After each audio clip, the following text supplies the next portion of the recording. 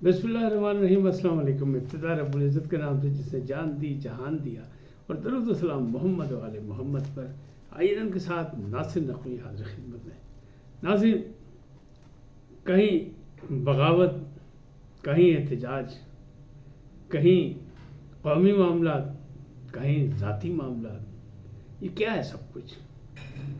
क्या 2 मई का यानी 9 मई का बोझ कोई उठा सकेगा? 15 अक्टूबर का जो एहतजाज है उसको पीटीआई के अपने बंदों ने कह दिया कि ये दूसरा 9 मई होगा, और पीटीआई से लोगों ने लाताल्लुकी कर दी, आपस में गुथम गुथा हो गया। और यही नहीं, मामला 75 करोड़ का पाजी फंड्स कितों आने ने। इन तमाम बातों पर गुफ्तगू करूँगा, लेकिन मामलात वही हैं। कायनी तरमीम का क्या हो रहा है, काजी क्या करने जा रहा है, हो क्या रहा है और होने क्या जा रहा है, तो इन तमाम मामलात पे गुफ्तगू करूँगा। लेकिन पहले आपसे गुजारिश कि आइए इनको सब्सक्राइब करें, लाइक करें और घंटी का बटन दबाना ना भूलें, और अपनी कीमती राय का इज़हार अपनी शख्सियत के मुताबिक करें। नाज़रीन, पहला सवाल यही है कि जब शंघाई कॉन्फ्रेंस हो रही है और एक कौमी नौइयत का मामला है, मुआशी मामलात को सीधा करने के रास्ते निकाले जाने हैं, खुशहाली की राहें तलाश की जानी है, उस वक्त 15 मई को ये अचानक 15 अक्टूबर को ये अचानक 9 मई का एक्शन रिप्ले करने का प्रोग्राम क्यों बना लिया गया? किसने बनाया? कहा तो पहला ऐलान जो था वो था वो मुराद सईद की जानिब से, वो जो जूनियर इमरान खान है, लेकिन उसको बाकायदा जो कवर अप किया वो किया किसने? सेक्रेटरी इंफॉर्मेशन ने, वकास अकरम शेख साहब ने। तो ये इतना हसास मामला है कि इस पर कोई टॉलरेट जो है, यानी इसको नज़रअंदाज नहीं किया जा सकता। और उसकी वजूहत यही है कि कौमी नौइयत का मसला है। दुनिया भर की निगाहें इधर होगी शंघाई कॉन्फ्रेंस पर, ख़ास तौर पे चीन और रशिया के जब लोग यहाँ आएंगे तो अमेरिका बहादुर को कितनी परेशानी होगी। ये सारे मामलात हैं, तो इस पर अपने और पराये सब की नज़रें मौजूद हैं। लेकिन फिर 15 अक्टूबर की काल क्यों दे दी गई? तो 2 मुतालबात किए जा रहे हैं। एक ये आईनी तरमीम को ख़त्म कर दिया जाए, मौखर कर दिया जाए, और दूसरा ये है कि इमरान खान से मुलाकात कराई जाए, और नहीं तो बाजी ऐसी डी चौक से। अब जो जिम्मेदारान हैं वो हैं आसिम मलिक साहब और आसिम मुनीर साहब। तो मुकाबला किससे है? मुकाबला वकास अकरम शेख साहब से और सलमान अकरम राजा साहब से, यानी एक तरफ आसिम है, एक तरफ अकरम है। क्यों? वो सेक्रेटरी जनरल है सलमान अकरम राजा, लेकिन वो ढीले ढीले हैं। वकास अकरम शेख साहब जो हैं वो भी उस अंदाज के नहीं जिस अंदाज के इमरान खान है। लेकिन बहरहाल जो उन्होंने कहा है, जिस तरह ऐलान किया, वो अब एक कॉन्फ्रेंस हुई इनकी, यानी वीडियो कॉन्फ्रेंस हुई पीटीआई के हवाले से। तमाम वज़ीरान, बल्कि रूपोश जो लोग हैं वो भी उसमें शामिल हुए, वीडियो लिंक पर हमादर भी देखे गए। लेकिन उसमें क्या फ़ैसला हुआ? उसमें 15 अक्टूबर के हवाले से एहतजाज किया जाएगा और एहतजाज होगा डी चौक पे। तो इंतज़ामात के बारे में भी डिस्कशन हुई, लेकिन वहाँ गंडापुर साहब ने कहा कि जनाब, अब तक जो कुछ एहतजाज हुआ, जो कुछ भी हमने किया, उस पर 75 करोड़ खर्च हो चुके हैं। अब फंड कहाँ है? फंड कहाँ से आएंगे? यानी वो बैकफुट खेल के गंडापुर साहब के पास भी बस मेरी बस हो गई। चीफ साहब उन्हें अपने चेयरमैन को कह दिया, इनडायरेक्ट यही कहा और क्या कहा। और दूसरी तरफ यही है कि आपस में गुथम गुथा हो गया, बहसों मुबहसा हो गया, 10 लड़ाई शुरू हो गई कि जनाब ये कौन सा मौका है। तो उसकी वजह ये हुई कि फिर इस हसास मामले पर कहते हैं 4 से 6 MNAs ने कहा है कि हम पीटीआई से लाताल्लुकी करते हैं। और उन्होंने सिर्फ ये नहीं कहा, बल्कि उन्होंने ये कहा कि अगर इस पर फैसले पर कायम रही पीटीआई और 15 अक्टूबर का ये डी चौक का एहतजाज जो है उसकी काल वापस नहीं ली, तो फिर जनाब मज़ीद लोग भी पीटीआई से लाताल्लुकी का इजहार कर देंगे। हुकूमत पंजाब ने 5 अजला में दफ़ा 144 लगाई। फ़ौज रेंजर्स पंजाब में भी मौजूद और सेंट्रल में भी मौजूद, इस्लामाबाद में भी मौजूद। تو مقابلہ ایسا ہوگا کہ پھر دنیا یاد کرے گی، کیونکہ اب قومی نوعیت کے معاملات ہیں، اس پر معافی یا درگزر نہیں کیا جا سکے گا۔ اور گنڈاپور صاحب کے ساتھ تو آپ محسن نقوی کو دیکھ چکے ہیں کہ پاجی کہتے ہیں سیاست میں دوست کسی وقت بھی دشمن بن جاتا ہے اور کسی وقت بھی دشمن دوست بن جاتے ہیں، تو وہ معاملہ آپ دیکھ چکے ہیں کہ ایک طرف کنڈی صاحب بیٹھے ہیں، فیصل کنڈی صاحب جس سے ان کا بڑا اٹ کھڑکا تھا، اور دوسری طرف جناب وہ بیٹھے ہوئے محسن نقوی۔ تو وہ پیغام دیا گیا لیکن پیغام کچھ لوگوں کو سمجھ نہیں آیا اس پہ، بلکہ ریئیکٹ زیادہ کر دیا گیا۔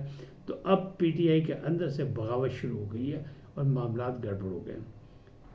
عمران خان کی بہنیں جو ہیں علیمہ خان اور عظمیٰ خان، ان کو جوڈیشل پر بھیج دیا گیا، ان کا ریمانڈ مانگا گیا تھا لیکن ریمانڈ نہیں دیا گیا اور ان کو جوڈیشل بھیج دیا گیا اور پہنچ گئی وہ بھی اڈیالہ جیل۔ لیکن کیا بھائی سے ملاقات ہو سکی؟ نہیں۔ بھائی سے ملاقات کے لیے تڑپ رہی ہے نورین نیازی، تیسری بہن، اور ان کو بھی عدالت نے لولی پاپ دے دیا کہ جناب آپ کی درخواست بالکل منظور کی جائے گی، یہ انسانی حقوق کی خلاف ورزی ہے کہ آپ بھائی کو سے بہن کو ملنے نہ دیا جائے۔ لیکن جو اسلام آباد کے معاملات ہیں، سیکورٹی معاملات، اور جو شنگھائی کانفرنس کی وجہ سے جو وہاں پہ ہنگامی صورت یا غیر معمولی نوعیت کے حالات ہیں، اس میں جب تک یہ پابندی اسے برداشت کرے اس کے بعد آپ کی ملاقات کرا دی جائے گی۔ تو لولی پاپ مل گیا ان کو۔ اب معاملات کیا ہیں؟ معاملات یہ ہیں کہ ایک طرف آئینی ترامیم ہے، تو وہ بھی پارلیمنٹ کی آئینی ترامیم کمیٹی میں وہاں عمر ایوب صاحب پڑ گیا، اور انہوں نے یہ پکڑ دھکڑ لڑائی جھگڑا اور احتجاج کی باتیں کرنی شروع کر دی۔ تو وہاں ان کو باقاعدہ سمجھایا گیا کہ خورشید شاہ کی مطلب سربراہی میں اجلاس ہو رہا تھا اور اس میں تجاویز اور مسودے پیش کیے گئے آئینی ترامیم کے، جس میں جے یو آئی اور پیپلز پارٹی نے دے دیا، بلکہ وہ بھی جو ہے اپنا نون لیگ کا بھی آ گیا۔ اب ان تینوں کو دیکھ کر اور دیکھنے کے بعد اس سے جو تجاویز نکالی جائیں گی تو اس میں بات یہی ہے کہ جے یو آئی کہتی ہے ہمارا کوئی فرق نہیں ہے، اس پہ ہم مان رہے ہیں آئینی عدالت کے حوالے سے، صرف ہم یہ کہہ رہے ہیں کہ یہ بینچ بنایا جائے، آپ کہہ رہے ہیں کہ آئینی عدالت بنائی جائے، وفاقی عدالت بنائی جائے، تو وہ بھی معاملات طے ہو جائیں گے۔ اس کا مطلب یہ ہے کہ انڈائریکٹ مولانا صاحب پیر سیاست راضی ہو چکے ہیں، اور جو کامران مرتضیٰ ہیں انہیں جو کچھ بنا کے دینا تھا وہ دے دیا، لیکن پی ٹی آئی نے کوئی تجاویز نہیں دی، اپنا مسودہ پیش نہیں کیا۔ تاہم عمر ایوب خان وہاں گئے اور اس میں انہوں نے پھٹ ڈالا۔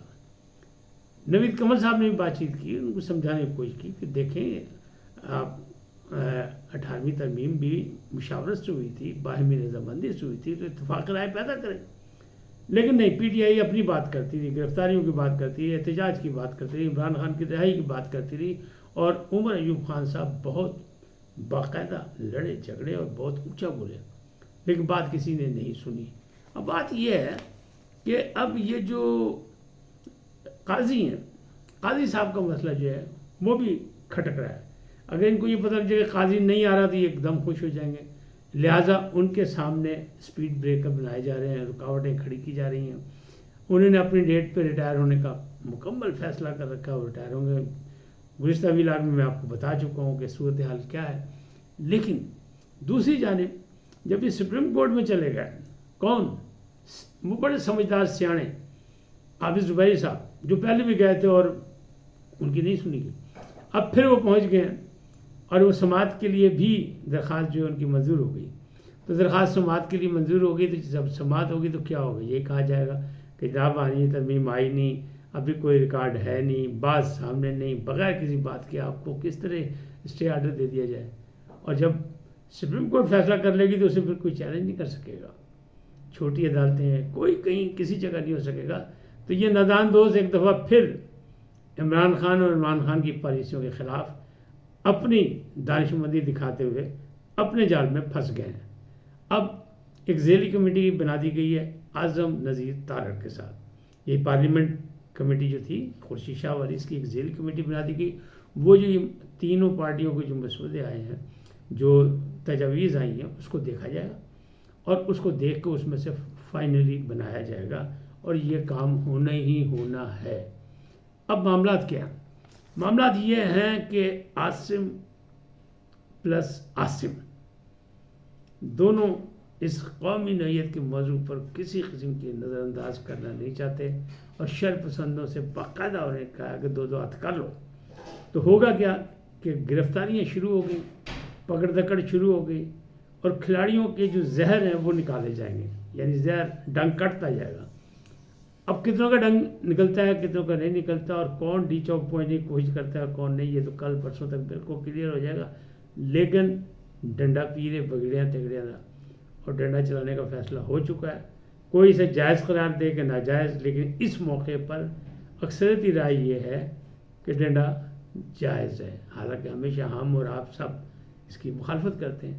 لیکن جب کسی کو بات سمجھ نہ آئے تو پھر بات وہی ہے نا کہ لاتوں کے بھوت باتوں سے نہیں مانتے، تو لاتیں بھی استعمال کرنی پڑیں گی، کیونکہ باقاعدہ کہا گیا تھا کہ یہ کانفرنس ہو جائے، اس کے بعد آپ جو مرضی کریں، اور دفعہ 144 بھی نافذ ہے، فورسز بھی موجود ہے، تو پھر رسک نہیں لینا چاہیے کہ آمنے سامنے لڑائی جھگڑا اور فوج کے سامنے لا کے کارکنوں کو یا عوام کو کھڑا کر کے دنیا کو کوئی پیغام، بلکہ کہا یہ بھی جا رہا ہے، مبصرین یہ بھی کہہ رہے ہیں کہ یہ کچھ بھی نہیں ہے، احتجاج کرنا بھی نہیں ہے، احتجاج بہت چھوٹا ہوگا، لیکن مقصد یہی ہے کہ انٹرنیشنل میڈیا موجود ہوگا تو اس میں کوئی ایسا کام کیا جائے کہ انٹرنیشنلی یہ پتہ لگے کہ پاکستان میں کیا ہو رہا ہے، پاکستان میں بدامنی ہے، پاکستان میں فساد ہے، پاکستان میں لڑائی ہے، پاکستان میں جھگڑا ہے، اور پھر اس کا نتائج کیا ہوں گے؟ نتائج پھر ریاست کو بھگتنے پڑیں گے، اور ریاست جب بھگتے گی تو اس کا اثر کہاں جائے گا؟ عوام پر۔ اس وقت تک اتنا ہی، پھر ملیں گے نئے موضوع کے ساتھ۔ جاتے جاتے آپ سے درخواست، آئیے ان کو سبسکرائب کریں، لائک کریں، اور گھنٹی کا بٹن نہ دبانا نہ بھولیں، بلکہ اپنی قیمتی رائے کا اظہار بھی کریں۔ سدا سلامت رہیں، اللہ نگہبان۔